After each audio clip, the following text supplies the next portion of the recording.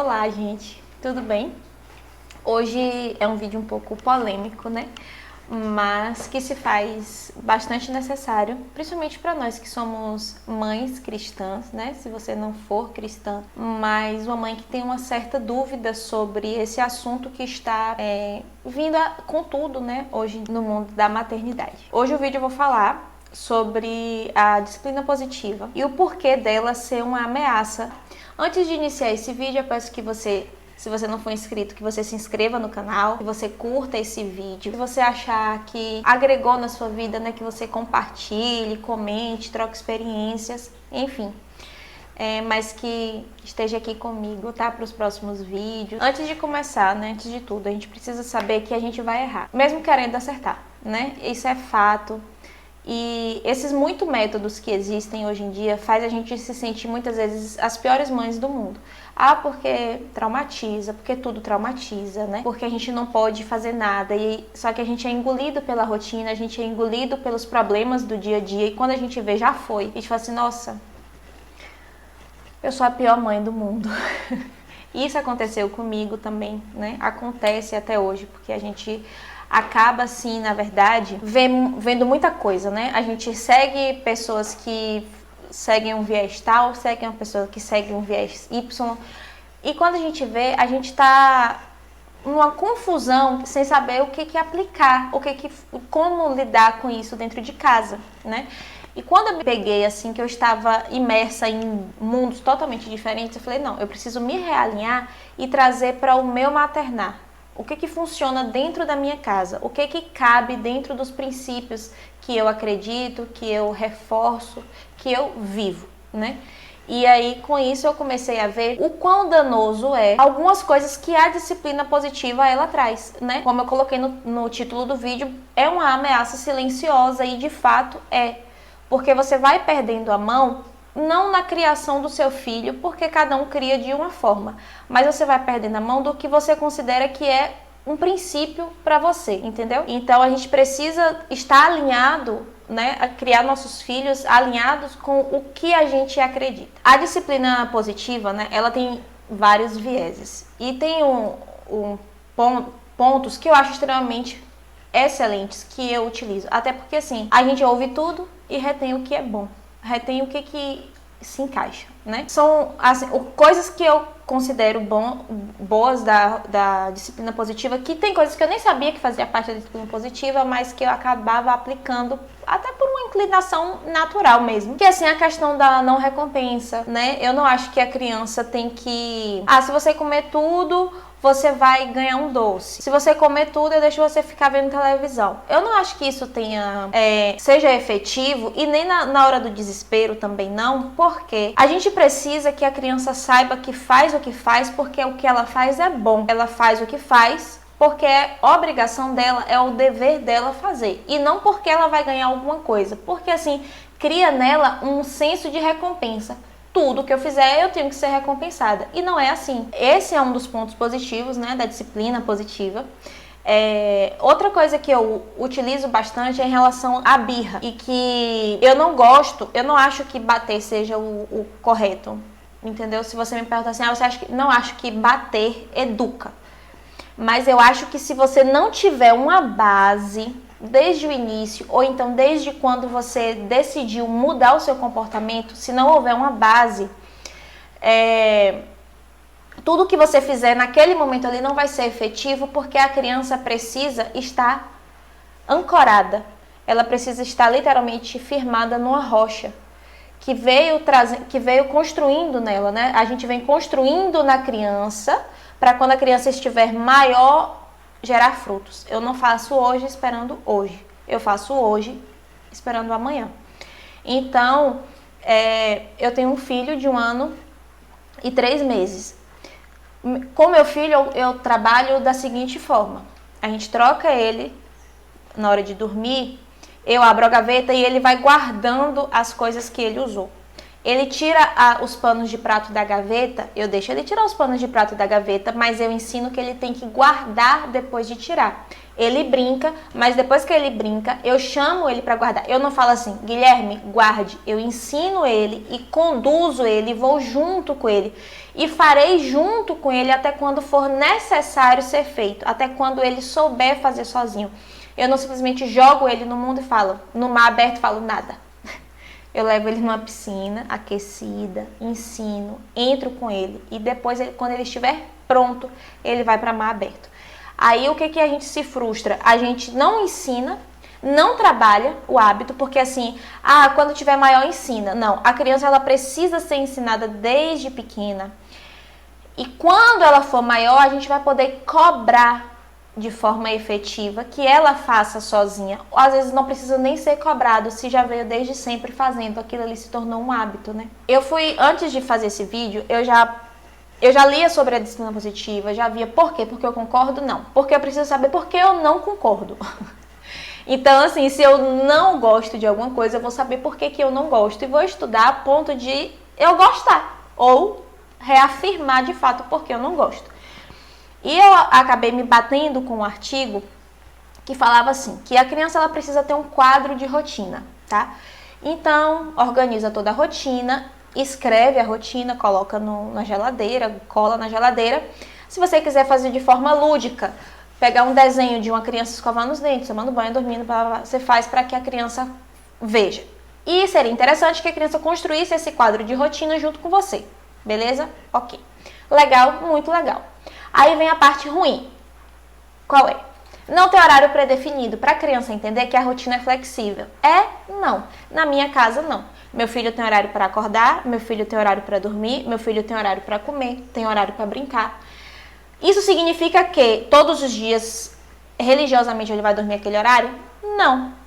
Porque eu posso sair à noite, porque a gente pode sair à tarde, chegar mais tarde. Isso é flexível, a exceção. Não há rotina ser flexível no dia a dia. Eu não acho que funcione assim. Porque a criança ela tem uma rotina de eventos, mas não tem uma rotina de horários. E a previsibilidade, ela dá à criança segurança.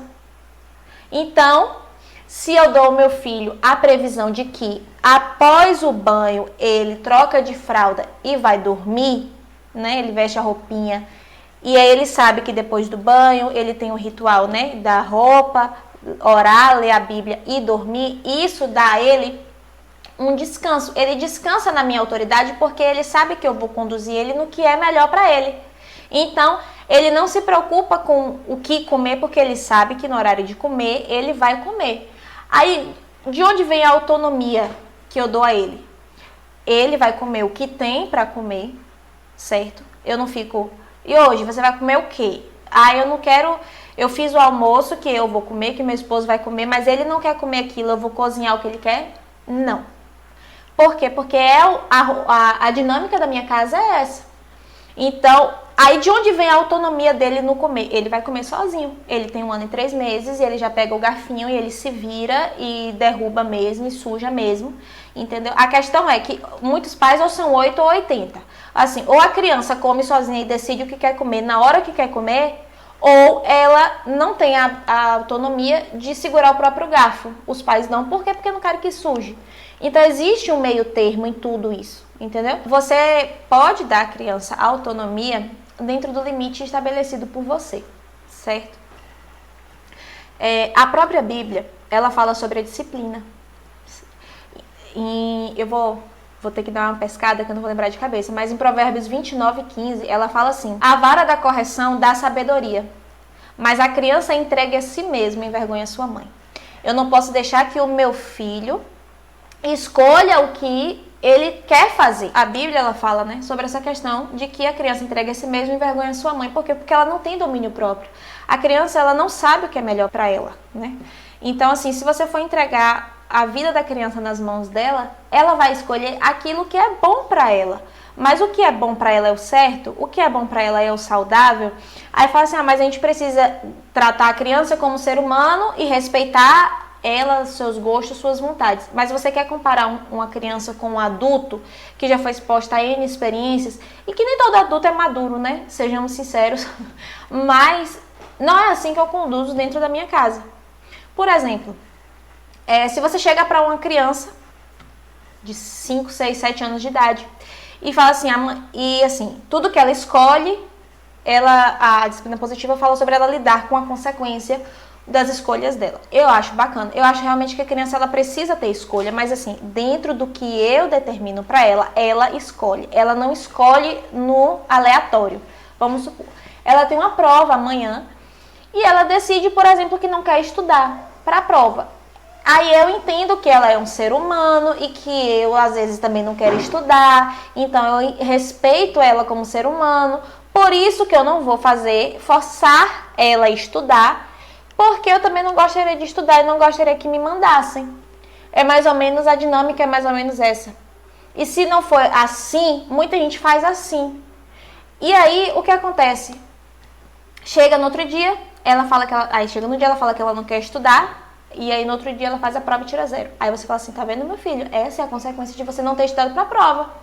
Tá certo? Não tá certo. Porque a criança precisa de um condutor. Os pais, eles são protagonistas da criação dos filhos. Então, eu não posso deixar a Deus dará. Eu preciso conduzir o meu filho. A responsabilidade é minha. A responsabilidade daquele 0 não é dele que não quis estudar. A responsabilidade do 0 é minha, que não cobrei dele algo que eu deveria, como mãe, ter cobrado. Deus nos deu os filhos como herança e não são nossos. Os nossos filhos são do Senhor e nós devemos fazê-los, criá-los, educá-los, para que eles amem ao Senhor acima de todas as coisas e que eles cumpram os mandamentos. Nós temos inclinação ao pecado, isso é natural do ser humano. Ah, mas significa que o meu filho não vai pecar? Não, significa que o quão mais longe eu puder mantê-lo disso, é melhor. E aí eu preciso que o meu filho tenha autonomia e domínio próprio, mas eu vou guiá-lo. Entendeu? E assim, quando a gente fala pela gente mesmo, eu falo por mim, que eu não tive essa rotina, eu não tive essa criação com a disciplina, embora tenha sido, minha mãe, meus pais tenham sido muito criteriosos em algumas coisas, eu não tinha uma rotina pré-definida. Quando a criança ela cresce naquele hábito, ela cresce no hábito de estudar, ela cresce no hábito de ajudar dentro de casa, de servir, de cooperar, quando ela cresce, aquilo já é intrínseco. É tudo muito mais fácil. Por isso que hoje a gente tem adulto que lota o YouTube pesquisando como não procrastinar, como criar uma rotina, como acordar cedo. Entendeu? Então, se você conduz uma criança desde pequena a tudo isso, é natural que a vida dela vai ser assim. Muito mais fácil. E assim, a gente precisa de carinho e firmeza. Carinho e firmeza. Carinho e firmeza. Que é até uma coisa da educação positiva, né? Só que assim, a educação positiva fala sobre a não autoridade. Não existe autoridade. Existe um ambiente em que todos se respeitam, uma cooperação mútua. Mas nós somos autoridade sobre a vida dos nossos filhos. Por isso que eu falo assim, você precisa estar na mesma altura da criança para ela entender que você é igual a ela. Você não é igual a ela. Entendeu? Uma autoridade, ela não se iguala ao quem é menor. Eu tenho respeito pelo meu filho como ser humano. Eu entendo as necessidades do meu filho como ser humano. Porém, eu sou autoridade na vida do meu filho. Eu sou o líder. Por isso, eu preciso estar preparada. Eu preciso ter o caráter forjado. Eu preciso ter virtudes para guiar o meu filho e ser exemplo para ele. Eu não posso querer que meu filho seja algo que eu não sou. Eu preciso antes mudar. E eu tenho mudado muito. E convido você também a mudar, a estudar, a saber quais são as virtudes, o que o Senhor espera de mim. Como eu me pareço mais com Cristo. É isso que a gente precisa, porque é isso que a gente quer ver nos nossos filhos, mas a gente não é. A gente precisa ser, antes de querer que eles sejam, antes de forçar que eles sejam, tá? A gente precisa realmente validar, a gente precisa encorajar, a gente precisa olhar nos olhos, mas não para dizer assim, você é igual a mim. Olhar nos olhos e falar assim, eu estou aqui, você pode repousar na minha autoridade. Então, é isso. Esses são as coisas que eu tenho, né, sobre as ressalvas que eu tenho sobre a educação positiva, que é essa questão assim de não haver uma hierarquia dentro de casa, de haver um respeito consentimento mútuo, uma cooperação, e não é assim que a banda toca pro lado de cá, porque eu separei alguns versículos para mostrar a vocês. Filhos, obedeçam aos seus pais no Senhor, pois isso é justo. Honra teu pai e tua mãe, este é o primeiro mandamento com promessa, para que tudo te corra bem e tenhas vida longa sobre a terra. Pai, não irritem seus filhos, antes criem-nos segundo a instrução e o conselho do Senhor. Instrua a criança segundo os objetivos que você tem para ela, ou seja, eu tenho autoridade, eu tenho poder de escolha. Quais são os objetivos e instruir os meus filhos a esses objetivos, e mesmo com o passar do tempo não se desviará deles. A vara da correção dá sabedoria, mas a criança entrega a si mesma e envergonha sua mãe. E quem se nega a castigar o seu filho não o ama. Quem o ama não hesita em discipliná-lo. Espero que esse vídeo tenha lhe ajudado, lhe dado um norte do que fazer, tá? E não se esqueça de se inscrever, de curtir, de comentar se você concorda, se você não concorda, para que possamos acrescentar na vida umas das outras, tá? Muito obrigada por ter assistido até aqui. Tchau, tchau.